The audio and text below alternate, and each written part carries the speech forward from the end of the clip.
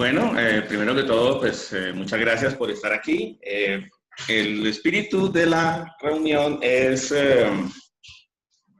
hablar de la experiencia que hemos venido teniendo en la Universidad Javeriana con el tema de ayudar al tema de reducir la deserción académica, que pues como todos los que estamos aquí seguro no lo sabemos, es un tema complejo. Colombia tiene unas tasas de deserción y el mundo en general que rondan el 50% cuando se analiza en bloque, pues el conjunto de personas que entran a la universidad, cuántos se gradúan en un periodo de 5 años, normalmente eso ronda el 50%. Cuando se analiza por cohorte, por periodo, es un poco menor, uno ve datos del 5 y el 10%, y esa diferencia en esas dos tasas es como la diferencia entre una tasa recursiva y una tasa lineal. Entonces, claro, cuando yo calculo una pérdida, una deserción del 10% por periodo, pues eso acumulado se vuelve un número muy grande. En la Javeriana, pues, estamos muy preocupados por el tema, aunque tenemos unas tasas que rondan el 7% más o menos, que es una relativa buena tasa, no significa que, como digo yo, ya al verla acumulada, pues no implica más bien que hay que trabajar fuerte para tratar de reducirla. Y pues como todos los que estamos aquí sabemos, el tema de la deserción es una problemática multifactor, es decir, no hay una única variable que define que hay un problema de deserción o no, sino que hay muchas. Entonces, la pregunta y lo que vamos a hablar aquí, yo voy a tratar de concentrarme mucho en, digamos, cómo se hizo y qué se obtiene, y luego tratar de ver si podemos discutir un poco qué podríamos hacer juntos, que esa es como la gran motivación mía.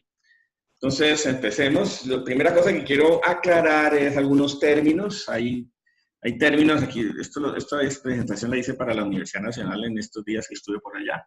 Y comparé 4 términos: Big Data, Data Mining, Machine Learning y Artificial Intelligence. Como notamos, desde el 2004 esos términos han ido bajando. Por ejemplo, Data Mining fue, cuando yo estudié esta vaina en el 2001, 2002 era el término a usar y ya empieza a estar como en desuso.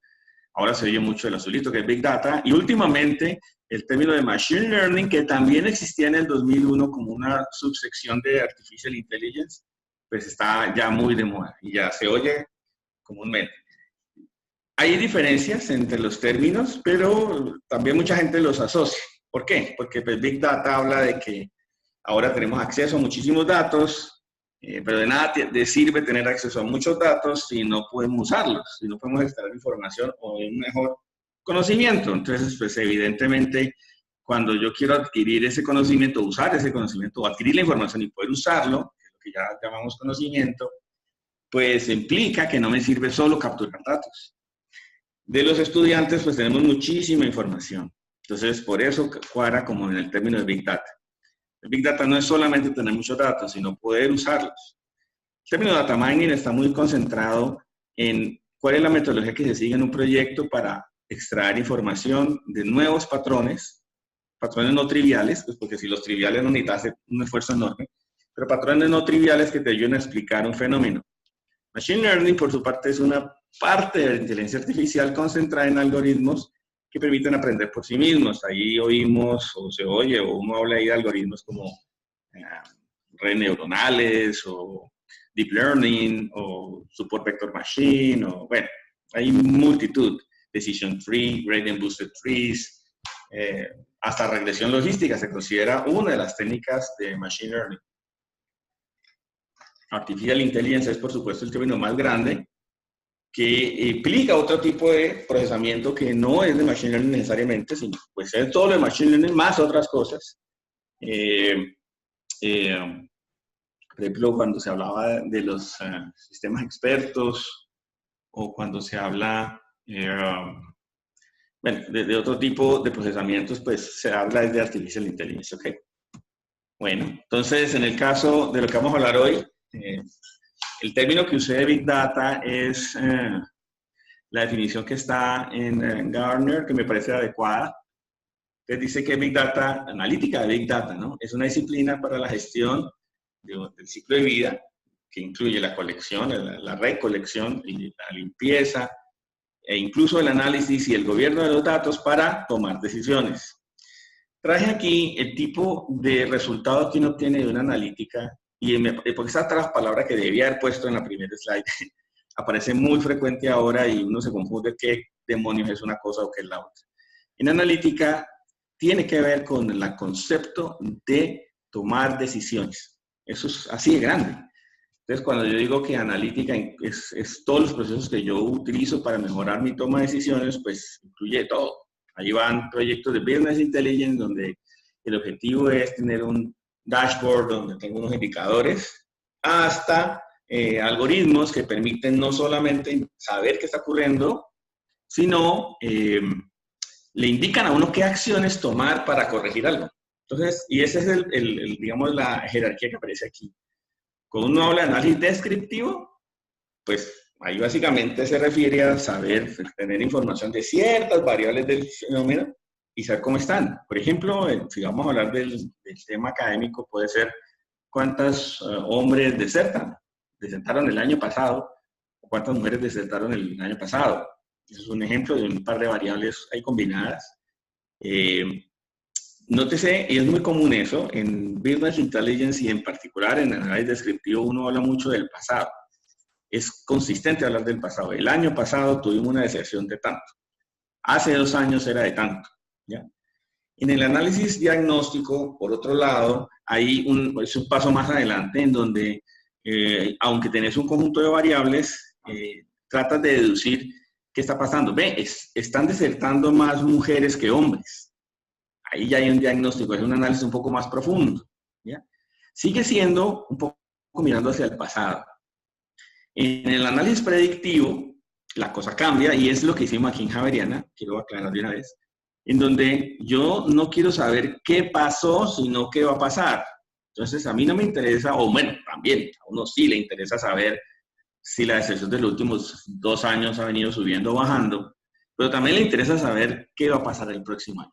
Cómo está e incluso con más detalle. En el caso nuestro queremos saber quién va a desertar y cuándo lo va a hacer y por qué lo va a hacer. Ese es un análisis ya predictivo. ¿Ya? Las cosas no son tan claras como lo estoy poniendo yo aquí. En la vida real uno pasa de uno al otro con mucha facilidad. Y por último, el análisis prescriptivo es, digamos, el nivel más alto hasta ahora de lo que conocemos del tipo de problema, en donde la respuesta es, bueno, si yo sé que fulanita de tal va a desertar el otro semestre, ¿qué acciones tengo que hacer con fulanita de tal para que no deserte? Y eso se llama análisis prescriptivo. Y con el problema de deserción es muy común que los académicos esperen exceso. Y ahorita vamos a hablar del problema, pues, de la expectativa de los clientes. Entonces, continuemos.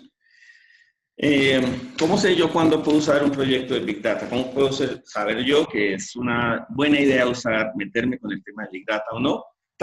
Hay 1000 artículos sobre esto, solo lo traje para tratar de entender y de justificar si tenía sentido meternos por aquí para el tema de excepción.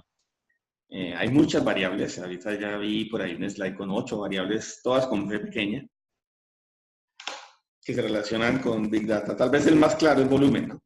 Entonces, si yo tengo mucho volumen, entonces es un indicador de que tal vez valga la pena meterse por el tema de proyectos de Big Data. Si tengo poquito volumen, pues no. ¿Pero qué es volumen? Volumen, ahí voy a usar una de las definiciones que hay en Arcitura, que es una entidad dedicada al tema de certificaciones y de conocimiento en Big Data. Bueno, ellos tienen un montón de cursos, Big Data es uno de ellos, y usan esta definición. Entonces, para ellos, el concepto de volumen no solo tiene que ver con la cantidad de filas que estamos hablando, sino también con la cantidad de columnas o variables que se involucran. Resulta ser que en el caso de Big Data, el caso de excepción para Big Data, lo que yo me encontré es que te aparecen muchas variables, más que muchos datos. Por ejemplo, si uno analiza cuánta gente se matriculó en una carrera, en el caso de Javeriana, en 3 años pueden haber, no sé, entre 3.000 y 4.000 matrículas en una carrera. Son poquitos datos. Pero cuando tú analizas las variables, y ahorita vamos a discutir eso, es muy fácil que les salgan a uno muchas variables interesantes. Y entonces yo me encuentro con mucha facilidad en el tema de deserción con 3.000, 4.000, 5.000 variables. 9.000, eso es muy fácil de lograr. En los, digamos, si usted mira las páginas de H2O, por ejemplo, que es una página de una entidad concentrada en el desarrollo de algoritmos de Machine Learning, el dato de prueba de ellos tiene muchas filas, más de 1.000.000 de filas, pero en columnas, ya con 10.000 columnas, la cosa se pone compleja. Y pues, que conozco a mis amigos que están por aquí, pues sabemos que Oracle, por ejemplo, una base de datos relacional muy conocida, pues si usted intenta crear una tabla con más de 1.000 columnas, pues la cosa se enreda. O en Excel, si tenés más de cierta cantidad de columnas, la cosa se empieza a poner bastante harta de administrar. De ahí que Big Data también está relacionado con metodologías pues, de almacenamiento. Entonces, en el caso de deserción, aquí en Javeriana nos encontramos que había muchísimas variables. Una cosa es manejar 10 variables y otra muy distinta, manejar 3.000 variables. No me imagino que alguno me preguntará, ¿pero por qué salen tantas variables? Pues ahorita vamos a ver la metodología. Resulta ser que una de las etapas que es determinar las fuentes. Por ejemplo, y lo voy a explicar de una vez, una fuente puede ser, cuando yo analizo el caso de deserción, una de las posibles causas, una de las hipótesis que uno maneja, es que depende de la carga académica que haya tenido la persona o de la historia, de cómo pasó por el plan académico. Entonces, uno, ¿cómo representa eso? El problema de todos estos algoritmos de Machine Learning es que al final ellos esperan una tabla. Hay unos que esperan otra cosa, pero al final, uno lo que obtiene para poder alimentar los algoritmos de Machine Learning es una tabla. Entonces, por ejemplo, en el caso de excepción, en la metodología que usamos nosotros, las filas corresponden a la matrícula de un estudiante. Un estudiante matriculado, eso es una fila.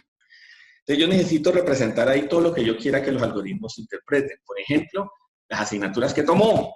En ese momento, de esa matrícula, ¿qué asignaturas había visto? Entonces ya se podrán imaginar que es muy fácil que salgan muchas filas, porque si está en octavo semestre fácilmente ha visto 7 por 8, son unas 56 asignaturas. Pero es que es cualquier estudiante. Entonces el siguiente estudiante ha visto otras 56, pero no necesariamente son las mismas. Entonces empieza a haber un volumen importante. Y si ahora no, yo no solamente quiero saber si la vio o no la vio, sino qué nota sacó, pues entonces ese número de variables se vuelve y se duplica. No, también quiero saber con qué contrato tenía el profesor, si era un profesor de la cátedra o si la vio fue con un profesor de planta. Entonces otra vez vuelven a duplicar esto es la cantidad de filas. Y así sucesivamente. Imagínense cosas como, por ejemplo, esto, una de las razones que encontramos por ahí, o de las hipótesis, porque al principio uno maneja hipótesis, es que depende con quién está. Si está con estudiantes que se parecen a él, de pronto su probabilidad de deserción es menor a si está con estudiantes que no se parecen a él, es muy distinto. Bueno, entonces habría que tener una manera de representar los estudiantes con los cuales está al lado, y eso puede ser muchísimas más variables. Ahora, en el tema de las universidades sabemos, y aquí voy a entrar a otra de las variables, que es esta, que se llama variety, pues sabemos que tenemos, ahora sí, muchísimas fuentes. ¿Por qué? Pues porque yo no solamente tengo lo que está en los sistemas de información, de registro académico, o de asistencia a cuestiones del medio universitario, donde está deportes, donde están, no sé, actividades culturales, sino que también uno puede tener los videos de los muchachos en clase, o puede tener cómo consulta la página web, o cómo consulta el LMS que se utilice en la universidad. Entonces, eso hace que este concepto de muchas variables crezca. ¿Ya? Entonces, ahí hablamos de dos de las posibles variables o características que determinan si uno está en un problema de Big Data. Entonces, en este caso, dos. Volumen y por el otro lado, variedad. En velocidad, a mí me parece que no aplica tanto para los temas de deserción, porque uno necesita calcular esto semestralmente. Distinto el caso de un sistema que tenga que detectar una imagen de alguien que está robando. Eso es un procesamiento casi en tiempo real, si no en tiempo real, y eso sería otra explicación, pero para deserción no aplica. Entonces, en conclusión, por lo menos para el problema de deserción, uno sí podría decir que en términos del conjunto de la descripción de volumen y de variedad, es un proyecto que puede ser aplicado o resuelto a través de Big Data. Y Big Data significa que tú tienes que recolectar datos y que tienes que almacenarlos adecuadamente y tienes que procesarlos. Esto que estamos viendo aquí es una de las tantas metodologías que hay. Esta es bastante antigua, se llama, esta metodología se conoce como CRISP, CRISP-DM. Es bastante antigua, no tiene nada extraño. Pero sí resaltan unos temas que son muy, pero muy importantes tener en cuenta si tú vas a emprender un proyecto de Big Data, en particular, por ejemplo, en deserción. Entonces, miremoslo. Lo primero es definir un caso. Y esto se aplica para este tipo de proyectos y para cualquier otro. No tiene sentido hacer un proyecto en donde las partes interesadas pues, no están interesadas. Yo quiero contar el caso mío, como los que no sean de RUAF, no sé si lo sepan, pero lo comento aquí. En RUAF tendemos a decirnos las verdades, es una de las cosas que consideramos de mayor valor de pertenecer a RUAF, y esta conferencia sigue la misma línea. Entonces, ¿qué problemas o qué errores cometí yo, por ejemplo, con este Business Case Evaluation? Y es que, aunque yo soy experto en Machine Learning, la gente interesada en el tema de deserción en la universidad, pues está asociado al vicepresidente, al vicerrector académico, a la persona que maneja la oficina de gestión estudiantil, a los directores de carrera o de departamento.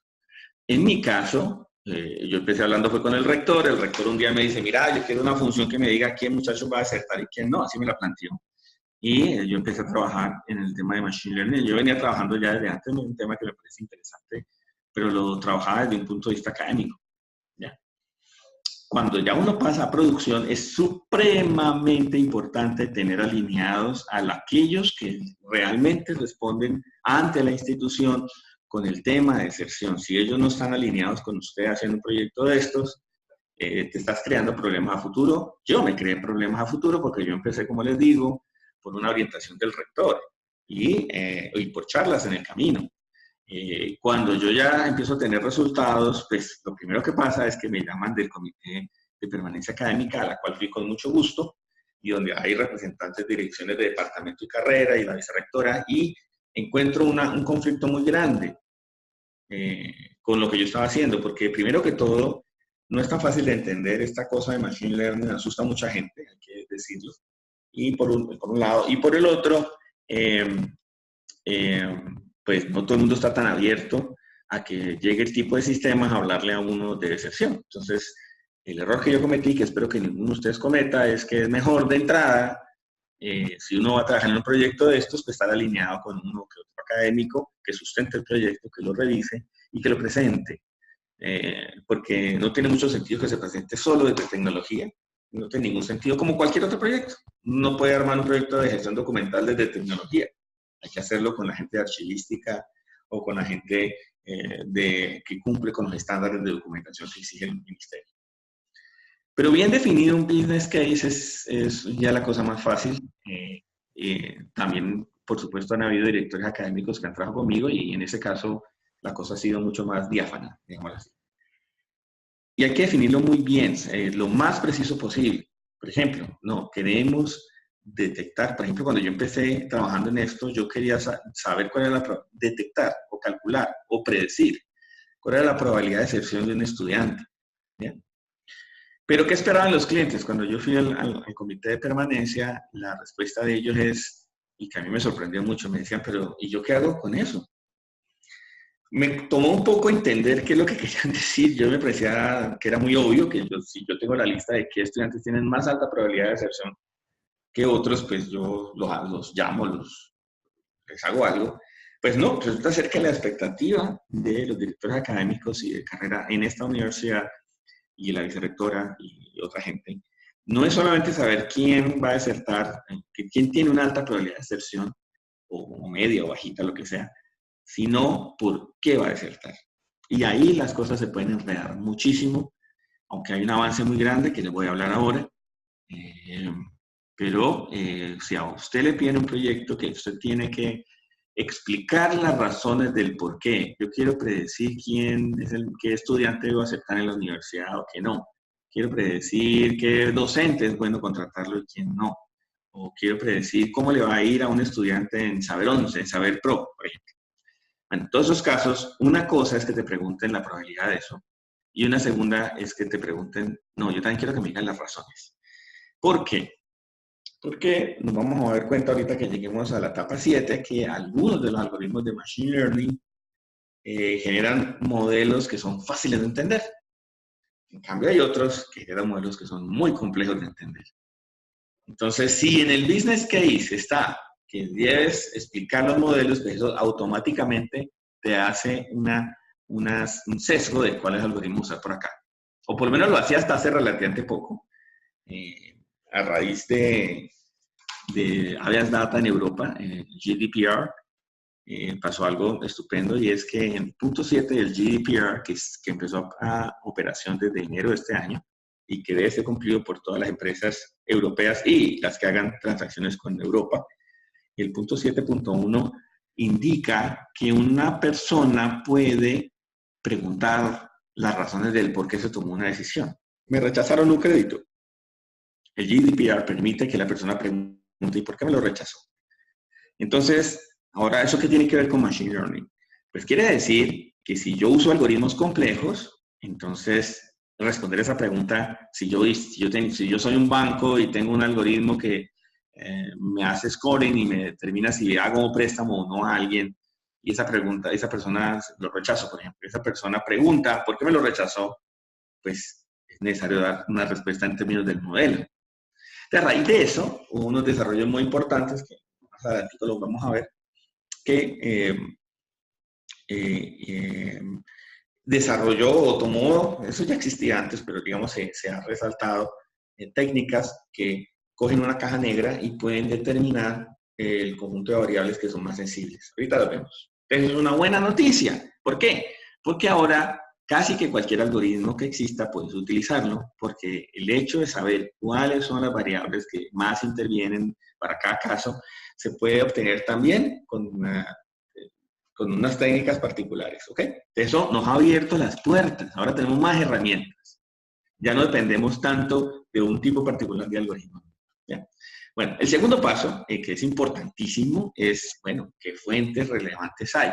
Aquí la palabra interesante es relevante. Entonces, ¿cómo se hace? No se trata de llenarnos de variables porque las tenemos.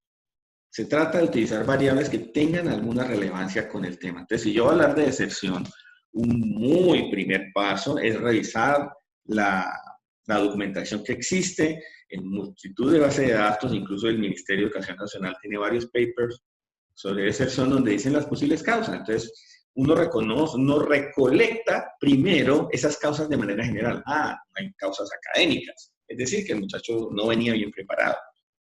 O hay causas de salud, eso se enfermó. O hay causas financieras, el papá se quedó sin trabajo y no pueden volver a pagar, entonces se van, etcétera, etcétera. O el muchacho entró en problemas, no sé, tuvo un problema familiar o se fue de la casa, o no sé, hay mil otras razones. Entonces, en Data Identification, mi sugerencia es primero sentarse con los expertos del dominio y sacar las posibles causas de deserción. Son en un mundo, pero son genéricas. Por ejemplo, ahorita dije una, no sé, que el papá se quede sin trabajo. Listo. Puede ser un tema, no, que no venía bien preparado académicamente. Vamos a esa, no venía bien preparado académicamente. Entonces, ya después de que tenés la lista, entonces coges esa y te preguntas, y aquí sí que intervienen enormemente los departamentos de tecnología. Entonces, la pregunta que sigue es, ¿qué datos tenemos capturados que representan directa o indirectamente, porque también puede ser indirectamente, que la persona no venía preparada adecuadamente? Entonces, hay obvias. Los resultados del ICFES. ¿De qué colegio venía? Las notas que tenía en el colegio. ¿Cuántas veces cambió de colegio antes de llegar a la universidad? Venía de otra universidad y allá fue rechazado. ¿Sí se pillan? Entonces, para esa definición conceptual, no venía preparado académicamente desde el colegio. Entonces, vamos a las bases de datos y ahora sí tratamos de encontrar información que nos permita determinar directo o indirectamente si eso ocurrió. Esas variables son las que después se transforman y se introducen al final en una tabla enorme que debo tener por cada persona.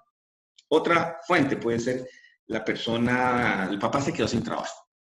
Bueno, entonces uno tiene que ser curioso aquí y con los de sistemas de cierta pensar qué variables tenemos que permitan detectar que la persona empieza a tener problemas. Entonces hay muchas fuentes. Por ejemplo, uno podría ir al sistema financiero. Todos aquí sabemos que las universidades prestan dinero a los estudiantes para que estudien. Esa información es de la empresa, es de la institución, de la universidad, entonces está disponible. Y yo podría detectar si la mora que ha tenido, por ejemplo, en los pagos. Entonces, la mora que ha tenido en los pagos puede ser un indicador de si la gente está empezando a tener problemas. Ah, no, el estudiante tomó un crédito, fue con un banco. Ahí entramos en líos, porque esa información está por fuera del alcance de la institución, a menos que haga un convenio con el banco y haya resuelto el tema de habeas data y la persona permita que la universidad le pregunte al banco si el estudiante está quedando atrasado en los pagos o no. Entonces, lo que estoy tratando de decir es, el Data Identification tiene dos partes. Una primera parte que es conceptual, que se hace en conjunto con los expertos del dominio, con la información que está en los papers de investigación, sacando las posibles causas, llamémoslas posibles hipótesis. Y una segunda fase, que es con la gente de sistemas, particularmente, aunque no solo con ellos, en donde uno determina las posibles variables que ya están registradas, que pueden de una manera directa o indirecta señalarnos si esa hipótesis es cierta o no. Y aquí voy a decir algo que está por allá más adelante en tips, y es, vale más, mucho más, una buena variable que el mejor de los algoritmos de predicción.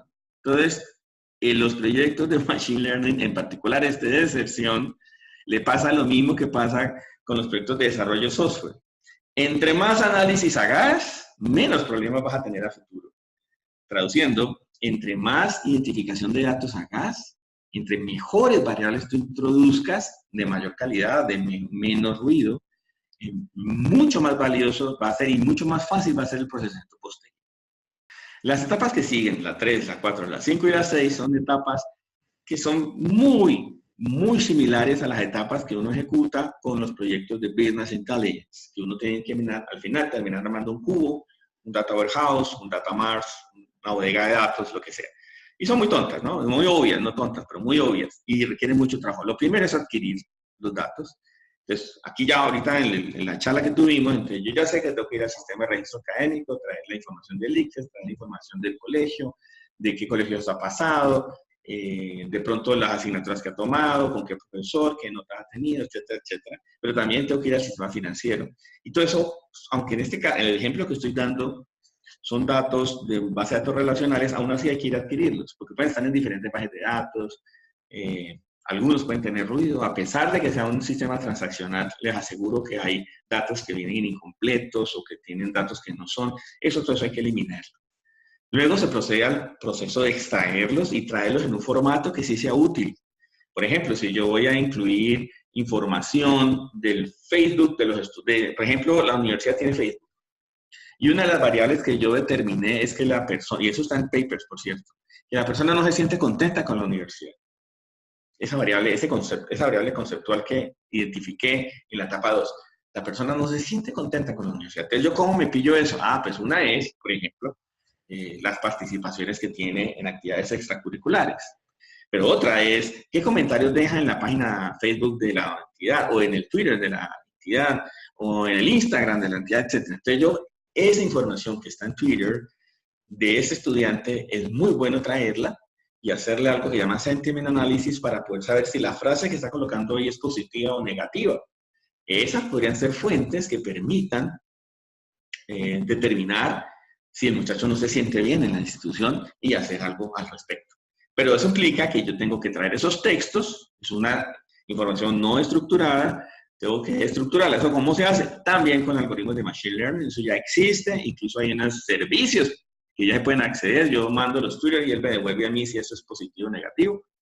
Y ya en positivo y negativo, entonces yo ya tengo una información con una tablita. El estudiante tal en tal fecha o en este mes dijo tantos comentarios positivos y tantos negativos. Y esas son las variables que podrías incluir entonces en el procesamiento.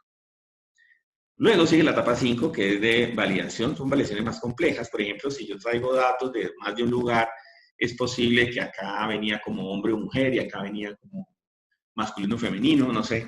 Entonces hay que hacer una validación adecuada. Por ejemplo, que si viene información de en qué empresa trabaja el papá, pues que esa empresa exista. Cosas así. Es ya unas validaciones más complejas, pero también es una cosa muy obvia que para los de tecnología es algo del día a día.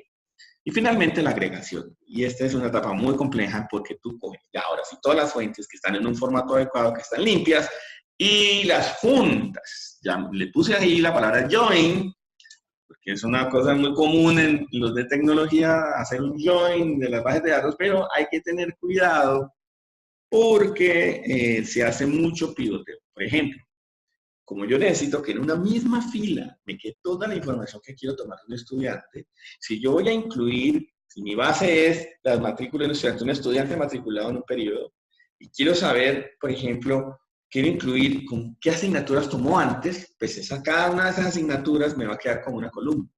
Eso se llama pivotear, que es que las filas quedan como columnas, para poder que te quede como una única fila.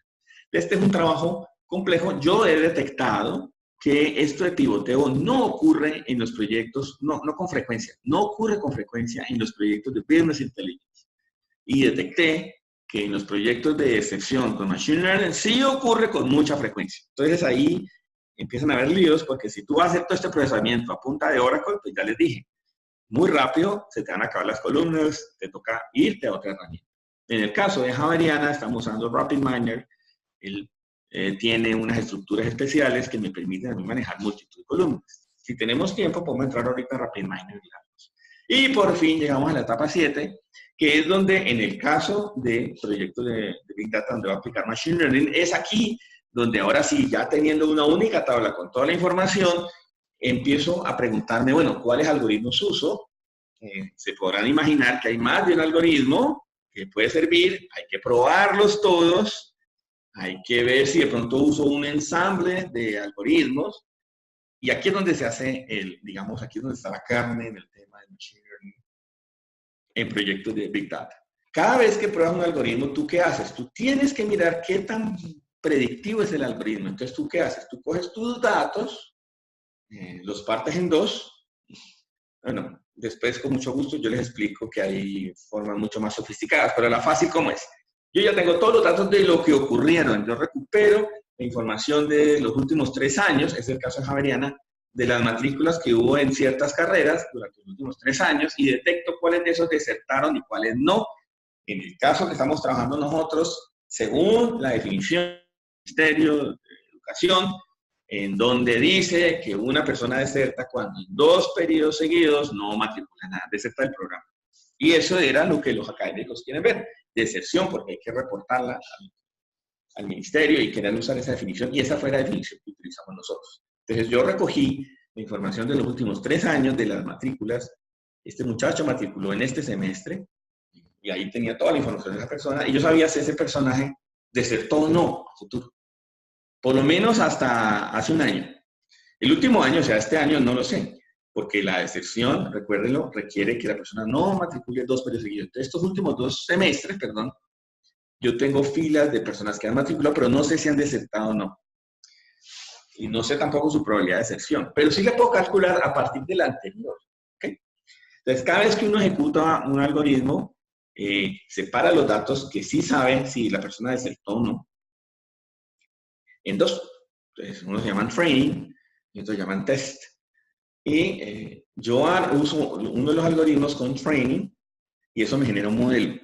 Un modelo puede ser un árbol de decisión, una red neuronal con pesos, una red convolucionada como puede ser Deep Learning, o unos pesos asociados a variables como puede ser Support Vector Machine, etcétera, etcétera. Varía de cada algoritmo.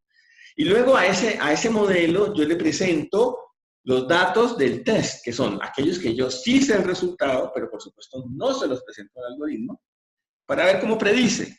Entonces pasa algo maravilloso. Ahora tengo una información de una persona, de un estudiante que matriculó, yo sé si esa persona en la realidad desertó o no, y también sé ¿Qué dijo el algoritmo? Si esa persona iba a desertar o no. Entonces ya con esa información yo ya puedo calcular si el algoritmo tiene buenos niveles de predicción o no. Ahorita lo vamos a ver un poquitico más en profundidad. Entonces tú te quedas aquí probando los algoritmos, hay 1000 cosas para probar, ahorita las vamos a ver, y al final, y cada vez que sacas un algoritmo, tú miras si este algoritmo le fue mejor que a este, en qué caso le va mejor, no siempre, es inestable, o consistentemente genera buenos resultados. Eso es lo que uno quiere obtener aquí. Cuando ya está terminado, cuando ya ha revisado los resultados, pero así viene el paso a producción. ¿El paso a producción en qué consiste? En el caso del problema de deserción, bueno, yo quiero ahora a los estudiantes que están matriculados conocer la probabilidad de deserción. Como yo tengo un modelo que me calcula eso, se lo aplico a los que están en este momento matriculados o el periodo pasado, porque puede ser que apenas no hayan matriculado este semestre, pero el periodo pasado sí. Entonces yo calculo la predicción y miro cuáles tienen una alta probabilidad de deserción y cuáles no. Y eso es entrar a producción. Ahorita miramos de eso porque ya entramos a producción aquí y también hemos tenido problemas que los quiero compartir y cosas buenas. No sé si hay preguntas hasta aquí. Hola, yo te iba a preguntar, más o menos, tú dijiste que hablabas como de más de 1000 columnas para identificar qué variables eran las que incluían una deserción. Más o menos, ¿cómo identificabas cuáles eran las más importantes? Es una buena pregunta. Mira, esta es de las cosas maravillosas. Los proyectos de Big Data, en particular los que tienen que ver con Machine Learning, esa es una de las grandes ventajas. Cuando uno trabaja desde la visión de la estadística, hay estadística descriptiva y hay estadística predictiva. La predictiva parte del hecho de que yo creo una hipótesis, luego voy a hago un muestreo de la población y verifico o rechazo la hipótesis. Y ahí yo tengo que calcular qué pasa con cada una de las variables. Machine Learning lo que hace es que un algoritmo de Machine Learning genera multitud de hipótesis. Un mismo algoritmo puede generar, no sé, 1000 posibles hipótesis, es solo. Y luego coge cada una de las hipótesis y las prueba contra los datos que tiene. Y detecta cuál es la que tiene el mayor sustento de los datos. Entonces, ante tu pregunta, los mismos algoritmos se encargan de ir detectando qué variables tienen más incidencia que otras. Algunas veces estos algoritmos es evidente cómo lo hacen. Por ejemplo, si tú usas una cosa llamada Decision Tree, ese algoritmo, tú lo miras y dices, al algoritmo le gustó esta variable y hay razones de por qué le gustó y es fácil de entender.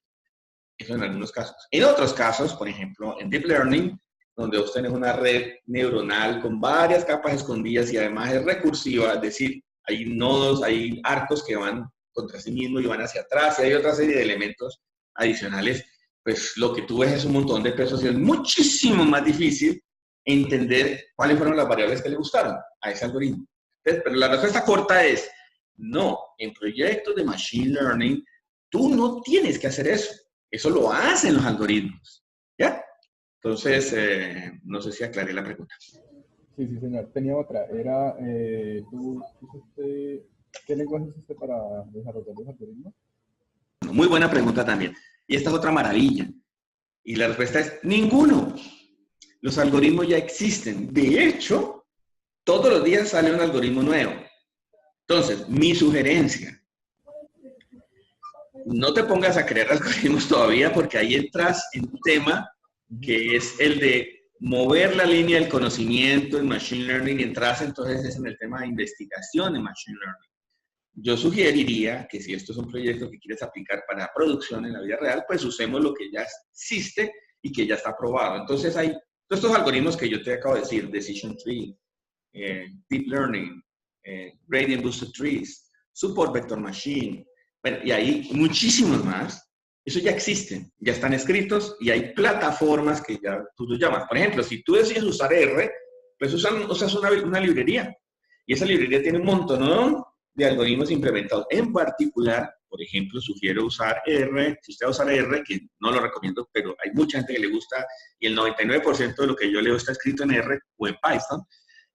Pero no es para escribir algoritmos, es para llamar los algoritmos. Entonces, en R uno lo que hace es que hace todo esto de transformación de datos, ¿sí? Y además, con una librería llama 1 o 2 o 3 o 10 o 50,000 algoritmos y hace las combinaciones. En R y en Python eso es lo que uno hace, no es que uno crea algoritmos. ¿Okay?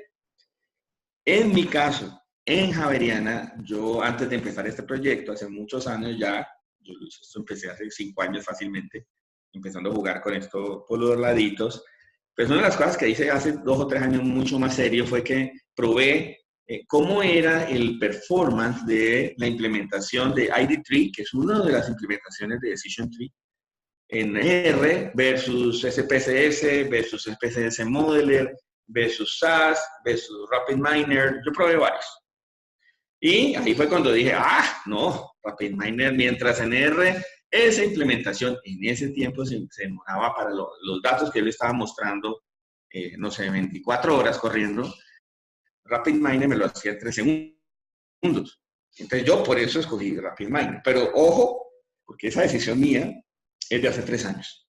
Entonces las cosas han cambiado mucho. Por ejemplo, H2O.ai, que es una de las plataformas que constantemente sacan nuevos algoritmos, ellos tienen, tú puedes desde R o desde Python llamarle esa implementación, y estoy seguro que esa implementación de H2O es supremamente más eficiente. Se van a dar cuenta también que esto exige máquina, entonces uno puede tener una máquina en la entidad haciendo esto, o puede irse a la nube y correrlo, y suena mucho más lógico la nube, a menos que vayas a hacer esto mucho, porque pues, los costos cambian si uno usa la nube poquito o si la usa mucho. Pero entonces, en la conclusión es, no hay que escribir algoritmos, los algoritmos ya están escritos, lo que hay que hacer es saber usarlos, saber entenderlos, saber qué parámetros se usan, y ya. ¿Alguna otra pregunta? No, o sea, yo creo que me confundí, iba a decir lenguajes, pero dije algoritmos, pero me la respondiste igual. Muchas gracias. Ok. Hay 3 tipos de técnicas: supervisado, no supervisado y aprendizaje reforzado. Y tú tienes que preguntarte cómo querer resolver este problema. Por ejemplo, yo quiero resolver el problema de deserción con un método supervisado. ¿Eso qué significa? Que yo me tengo que imaginar que tengo una tabla, ¿listo?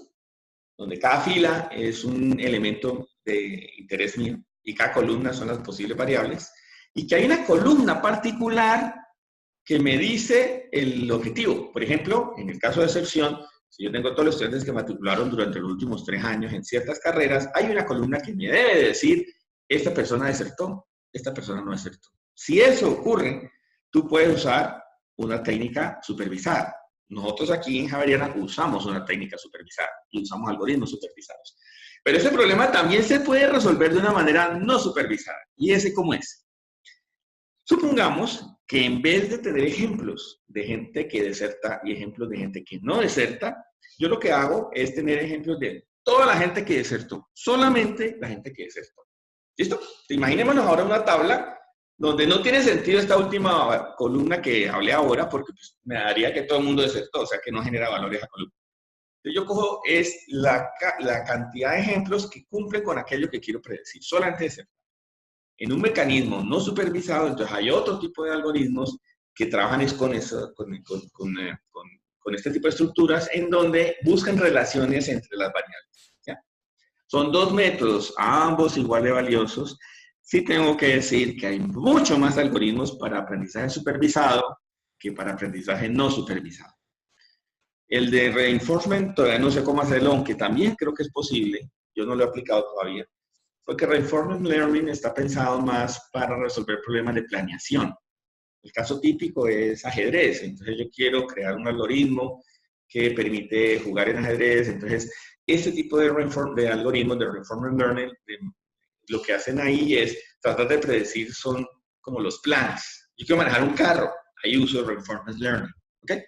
Entonces, ¿cómo se podría aplicar al tema de deserción? Bueno, si uno, y es una idea que tengo que todavía no sé cómo implementar, pero se las comparto, si uno pudiera ver el paso de un estudiante como si fuera una película, entonces uno podría simular algo de reinforcement learning ahí y creer que el driver del carro, es decir, si me voy a la izquierda o hacia la derecha, podría ser, oiga, ¿qué asignaturas de tomar ese muchacho para que no deserte?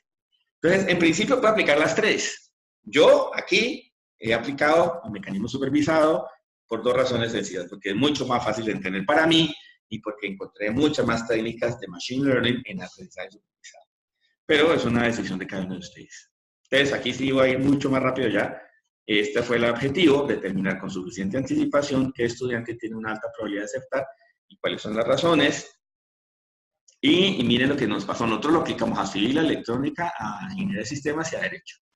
Las variables cambiaron. Miren que en civil habían 3.000 variables y en electrónica 2.000, 2.400. ¿Por qué? Pues porque seguramente los estudiantes de civil tenían más instancias y tenían más variedad en qué asignaturas tomaron, por ejemplo, que los de electrónica. Puede ser. Miren el número de instancias, no son tantas. Entonces, si uno fuera a decir que este proyecto es de Big Data basado en el número de instancias, la respuesta es no. 3.000, 4.000 filas en una tabla, eso no se considera para nada Big Data.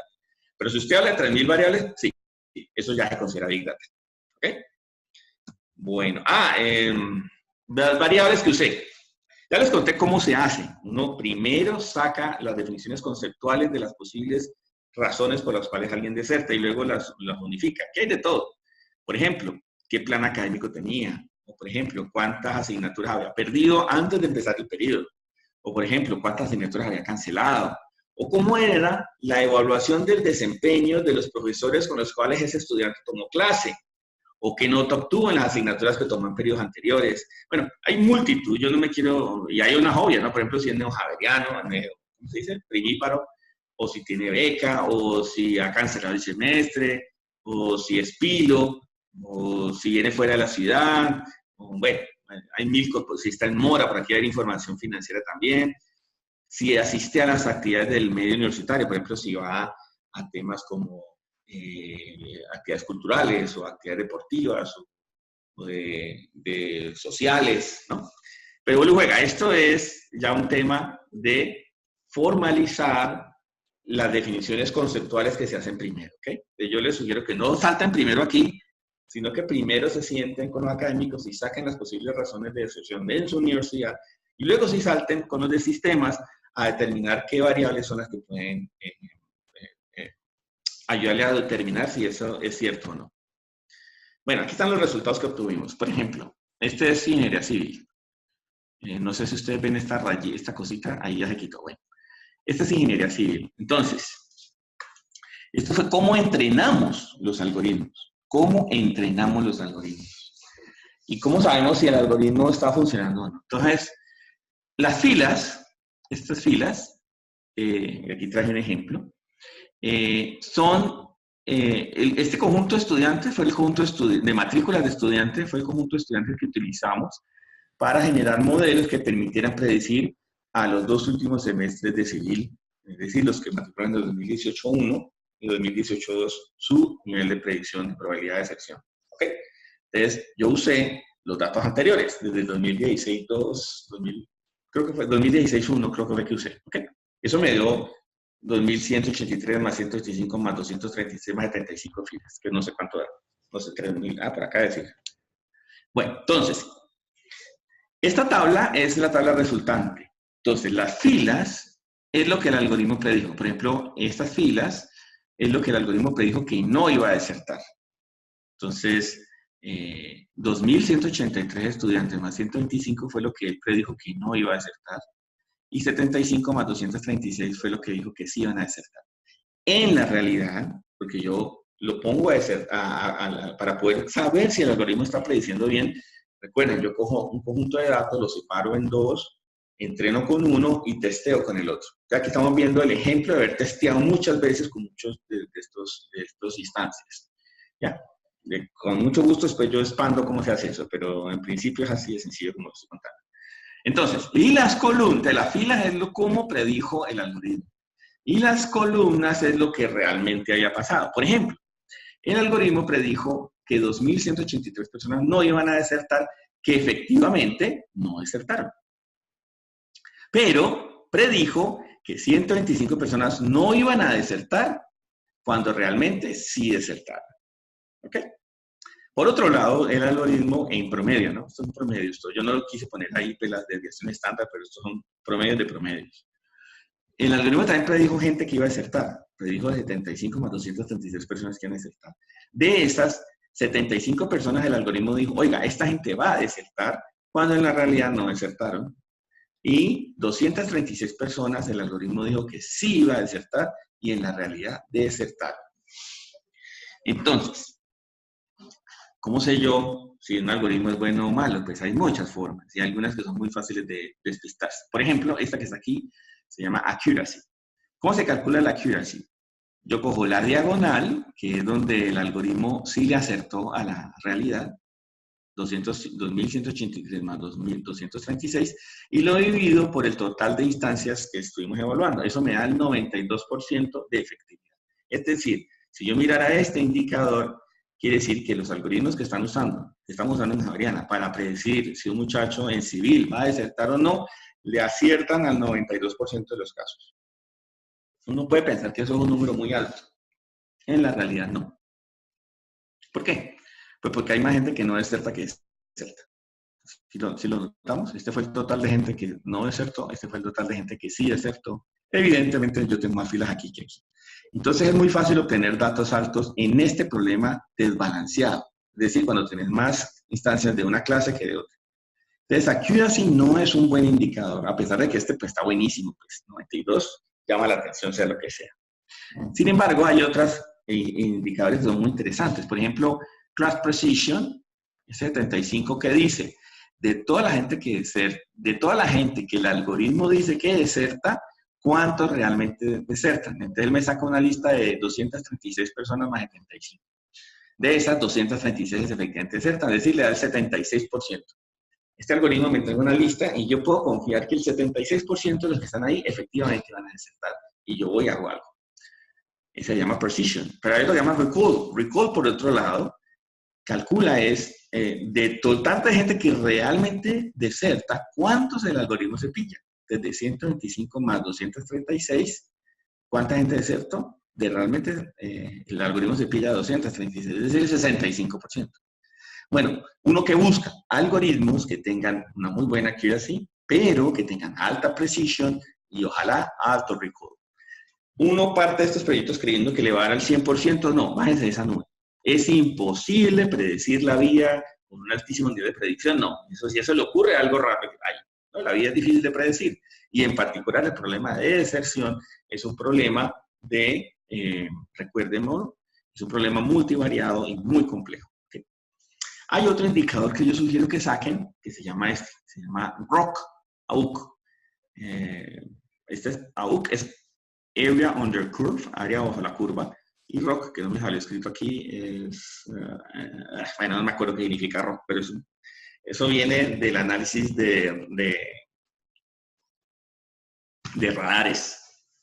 Entonces, básicamente, ya se me acabó el tiempo, así que voy a ir un poquitico más rápido. Uno que espera, esta gráfica es bien interesante, la gráfica rojita es el nivel de predicción. Si esta gráfica fuera una diagonal, miren que esto va desde 0, 0 hasta 1, 1. Si esta gráfica fuera una diagonal, es adivinar con una moneda. ¿Ok? Entonces, uno que busca algoritmos donde esta curva esté lo más lejos posible de una diagonal. Porque entre más cerquita esté de la diagonal, significa que tu algoritmo está adivinando exactamente igual como adivina uno haciendo así, con una moneda. Entonces, como notamos, aquí, en este caso en civil nos fue muy bien, porque el algoritmo tuvo un nivel de área bajo la curva sobre la diagonal muy alto. Todo esto.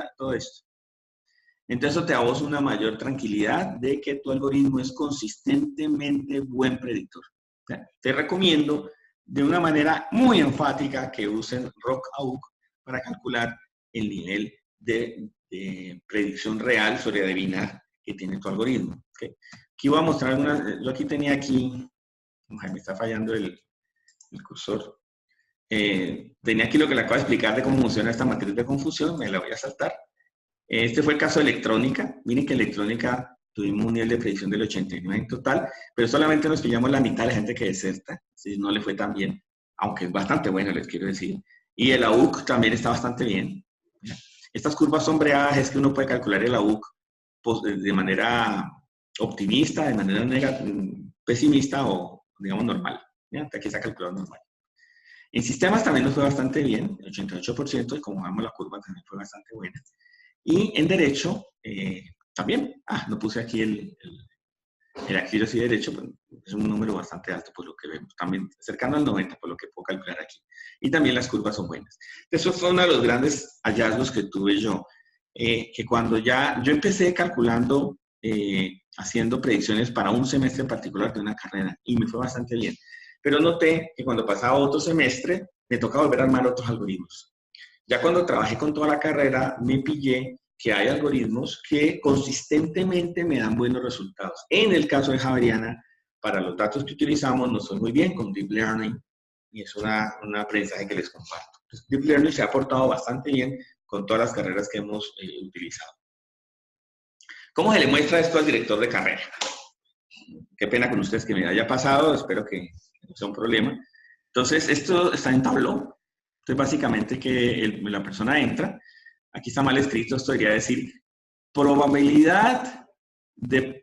predicción de la probabilidad de deserción menor que 0.5, es decir, que la predicción es que la persona no va a desertar, menor a 0.5, ese es el azul, y mayor a 0.5 es la amarillita.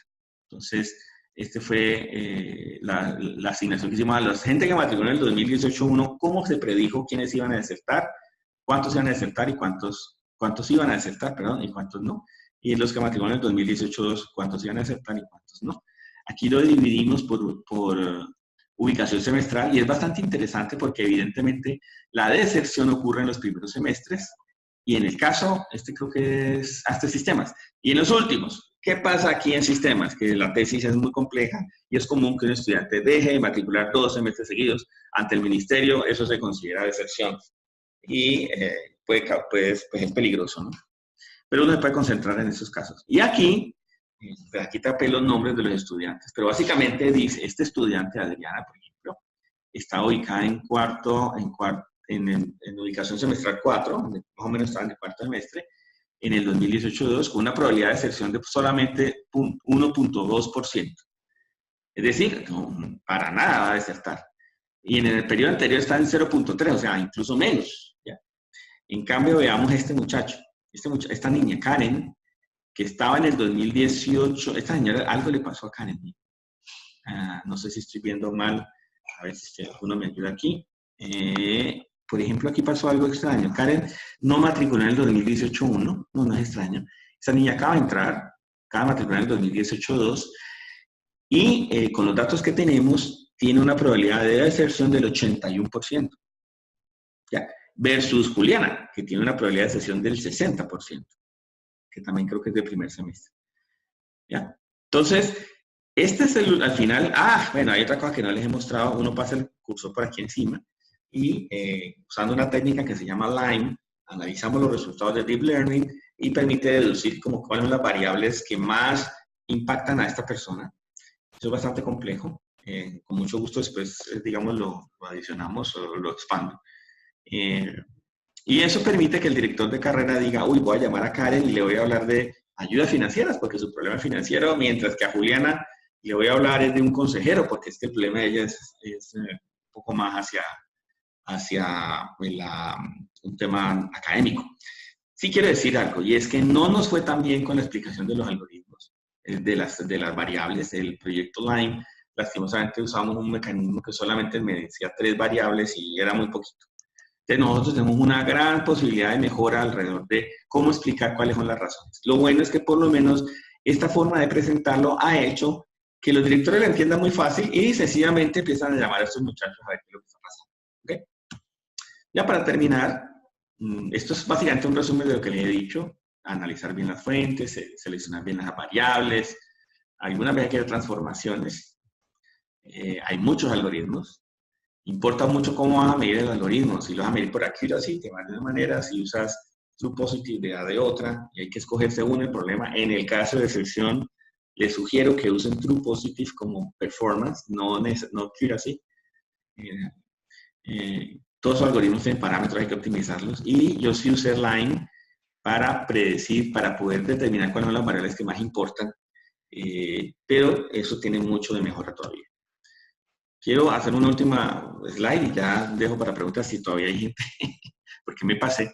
Y es que, ¿qué otros proyectos uno puede hacer? Pues muchísimos. Yo puedo, por ejemplo, hacer un proyecto de rendimiento académico. Es decir, cuando un estudiante matricula una asignatura, hagamos un cálculo que me permita decirle a ese muchacho o saber qué probabilidad tiene ese muchacho de perder esa asignatura. Porque uno no deserta de entrada. Eso, aunque ocurre, es por muchas razones. Uno puede pillarse que alguien consistentemente empieza a bajar su rendimiento y aquí no lo podríamos pillar con un proyecto de Machine Learning, de Big Data para predecir el rendimiento académico. O, por ejemplo, podemos predecir cómo le va a ir en saber probar a los estudiantes de las RUAS, o si escogemos un inscrito o no, o si atraemos, cuál es el tipo de candidato que debemos de atraer, o si aceptamos un docente, o si los resultados de un estudiante esperamos que le fuera muy mal y le fue muy bien, y eso puede ser que le mandemos una carta de felicitación, o puede ser un fraude. Entonces también podríamos hacer una revisión más particular de ese estudiante.